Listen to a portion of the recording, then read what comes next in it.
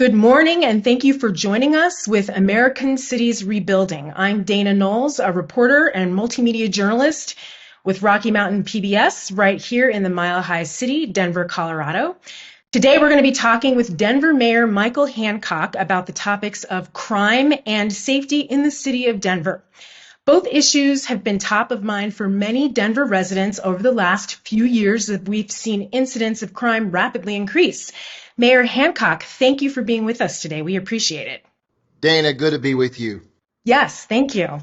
So you've launched a few initiatives over the last several months that I'm thinking of. One is the 2022 Crime Prevention and Reduction Action Plan that was announced in February.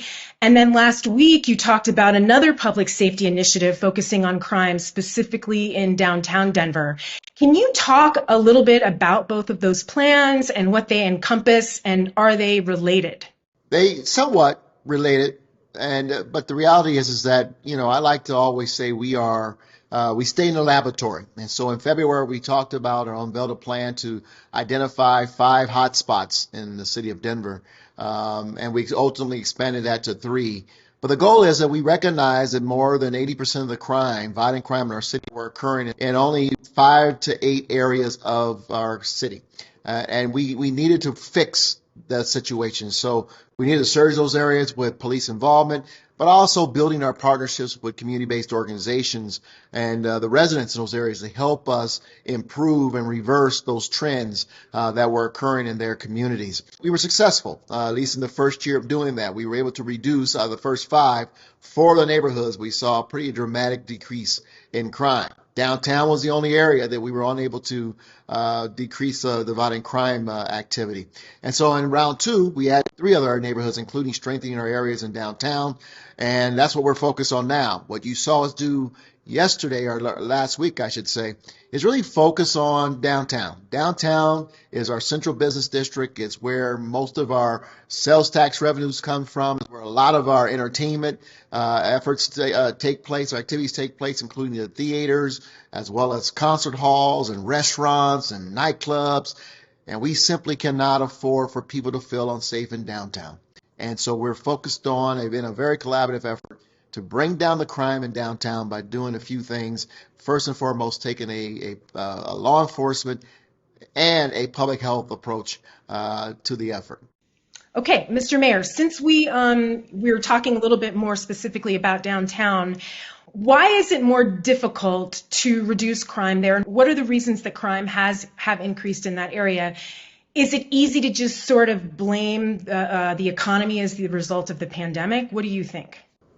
I don't think there's one single reason why we're more challenged in downtown Denver than in other parts of the city. We're seeing this all over the country. Downtowns were pretty much vacated at the beginning of the pandemic, and as a result, the activity that started to occur down there, the robberies, we started seeing an increase in violent crime, all took off. What we know is, and this is kind of normal, in that when you kind of activate an area with more people, populate the area with more activities, crime tends to decrease. Criminals do not like that kind of activity around them. And so we got to encourage people, one, to come back downtown, to enjoy downtown. There's a lot of activities, and which is kind of strange because if you try to get a restaurant reservation right now, it's hard to do that in downtown Denver. Our theaters are selling out really well. I mean, it's hard to get into some of the more popular theatrical productions, or even the opera, orchestra, or ballet right now. People are coming back downtown, which means we must double down on our efforts as more people are downtown to do what we can to make sure that they're safe. And we want to make sure they're able to come downtown, enjoy a show, enjoy a restaurant, as well as maybe a nightclub, without having to worry about their safety. So one reason why it's hard is because you've got to reverse the trends that we saw during the pandemic. But while people are coming back down, we got to make sure that they see and feel and perceive that they are safer. And that's what we're going to be very, very hard at work at doing. And that's why we're taking such a collaborative approach.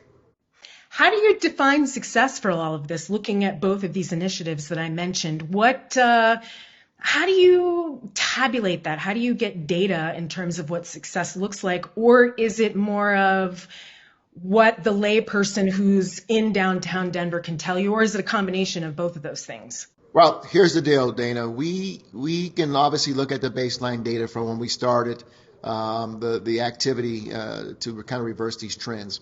So we can look at those trends and say, okay, this is where we are at the beginning of this, and we want to see those trends begin to reverse and then decrease. What is harder is people's perception. That's the more intangible thing to measure, and much harder to measure. But we can also pay attention to whether or not we are seeing a steady increase in people coming downtown to stay overnight. So how's our lodger tax doing? And by the way, we broke records in 2022 and 2021 with our lodgers tax. How are we doing with regards to restaurant reservations? So staying in touch with our hospitality industry and our restaurants and getting a sense of how they're doing, and looking at our sales tax collections with regards to our retail and other things. So paying attention to those things will give us a sense of whether or not people continue to come downtown, whether or not there continue to be people in those seats in our theaters enjoying themselves. But the perception of safety, this perception that things are better, is harder to measure, but something that we're going to have to work on a qualitative survey or polling with people who are coming downtown. That is something we'll have to reflect on down the road. How are you factoring in the unhoused community into all of this? And I know I'm sort of a layperson, and I know that our studios at Rocky Mountain PBS are downtown. They're near Coors Field. And I've seen an increase in the unhoused population in the last few years. How are you taking that population into account with this? Yeah, I think that's why I mentioned that we're taking a broader stance here and including not only a law enforcement public safety approach, but taking a public health approach to this. First of all, our action plan calls for all hands on deck, all the agencies inside as well as outside the city of Denver government structure to be involved. The Downtown Denver Partnership is involved, the U.S. Attorney is involved, the Attorney General is involved, a lot of our nonprofit partners are engaged to help us with this. Our Department of Human Services, our Public Health Department is involved. The reality is that we have to recognize that what we're dealing with in Denver and across this country is more than just a law enforcement challenge. This is also a public health challenge. We've got people who are suffering from some challenge, some mental health challenge, as well as substance misuse. And we can't just take a homeless housing shelter approach to it, because if we do that, we'll continue to miss the mark. And I think that's part of the challenges we've had, is that we kept taking a homeless a sheltering approach to this when you're also dealing with a large segment of those individuals who are dealing with a behavioral health challenge. And so we're taking a broader approach. So we're expanding our STAR program, which is a non-police response to people who are in crises. We've got our co-responders who are riding with our police officers, so when they respond, they can also decode the situation and take over if necessary, as opposed to have a law enforcement approach. We have an action team that's walking the street and having a regular, consistent beat engagement with the people on the streets, helping to clean up, helping to connect people with services, and making sure we're having the right, appropriate response for those that we're coming encounter with on our streets. So we're staying very consistent. But the key thing here, and I want everyone to understand this, it's a collaborative approach. The city of Denver has never been an agency, not while I've been mayor, that said we have to be the answer to this, or law enforcement is the only one who can solve this problem. That's not how we are taking an approach. It has to be a collaborative approach. We've got to look at it as much through a public health lens as we do a law enforcement public safety lens. Do you think people feel safer in Denver in general? I mean, what's your opinion? I think the clear answer is no, not right now. I mean, we're seeing a rise in violent crime in Denver. We've seen it across the country, but Denver's not been immune to it. What I want Denver people to feel more than anything is that their government will never throw up its hands and say, we can't solve this problem. It's intractable, because it's not. We can solve it. We've seen this before over 2 decades ago. We've had some very unique set of circumstances that have led us to this place. But we've also have seen 2 decades of being one of the safest Big Ten cities in the country. And we know we can get back to that space because our values are consistent with got us there in the first place. But I believe that there's a formula of taking a public safety as well as a public health approach to it is ultimately going to get us back to where we want to be. But I don't think people feel safe today, and or at least they're very concerned about their own safety and the safety of their family and friends. Mm-hmm. How long do you think, so I'm thinking of the plan that you announced on Thursday, what kind of timeline are you giving yourself in the city of Denver to start seeing some changes so people do feel safer coming downtown, like you said, with their families? Yeah, I think it would be inappropriate to put a timeline on it. Obviously, we want to turn things around as quickly as possible, but we didn't get here overnight. I think when you see the opiate and meth and fentanyl epidemic occur, it was a slow groove to this space. People didn't even see it creeping up on us, so we're not going to be able to unravel that right away. For every person that we are finding on our street, whether they have a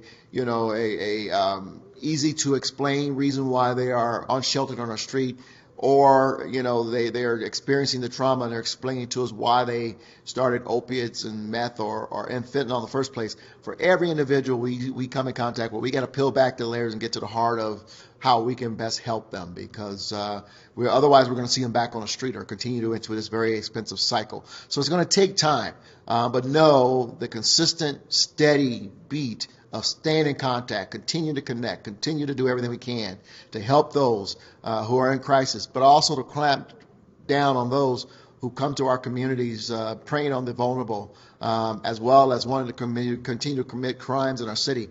We've got to lay the hammer on them and let them know very clearly we're not going to tolerate this in Denver. That takes time, and we're going to work hard to do that, and that's why we brought all the forces to bear to help us do that as well. Have you talked to mayors of other cities of similar sizes to find out what they're doing wrong or what they're doing right, or ideas that you can kind of glean from those other cities about what to do in Denver as well? Yeah, Dana, I get that question all the time. Who do you compare yourself to, or where are you finding best practices? Who's doing it right? That you might be able to glean some ideas from. It always depends on the issue. We have recently visited Houston, where we looked at how they're doing a navigation center, really helping people that they're finding in encampments and breaking down these encampments, but immediately sheltering folks as best they can. But they are very successful in that. So we're going to bring some of those best practices to Denver. But in various issues, I'm in regular contact with mayors almost on a daily basis, and been attending a lot of meetings where we are talking about these issues. When it's coming to crime and the revitalizations of our downtown, I'm telling you, just about every mayor I know is struggling with that. But we're not stopping. We're continuing to try to share ideas. I'll be with some mayors this week in Kansas City, where we'll continue to talk about violent crime, and we'll continue to talk about revitalizations of our downtown core areas. And I'll glean some ideas, but also lay some on the table. We've got some success stories. But everything we're doing is bent on making sure everyone in our city, no matter where you live, is to feel safe. I don't think there's a higher calling that we have as a government to do that. And we have brought to bear a collaborative effort to do just that. In particular, in downtown Denver, we invite you to come back down and know that we're doing everything we can to make your experience a joyful one and a safe one. And we're doing everything we can to bring what I like to say a firm, compassionate approach to folks who want to commit crime in our city and those who are having challenges on our city with regards to being unhoused and maybe suffering from a behavioral health challenge. We're going to stay consistent and focused on helping those individuals, while at the same time making sure that you feel safe and can enjoy your time with you and your family. So know that's our top priority. You're going to see more police officers in downtown Denver on a very consistent basis. We are surging the area, as well as other safety personnel that may or may not be part of the city apparatus. Downtown Partnership is bringing more security to bear as well. So we're going to do everything we can to make it safe. So I want to invite you down. I'll be down there regularly during the holidays as well, and we'll be experiencing it together. Thank you very much, Mr. Mayor, Denver Mayor Michael Hancock, for joining us today. And that is all we have. Thank you, Dana. Glad to be with you.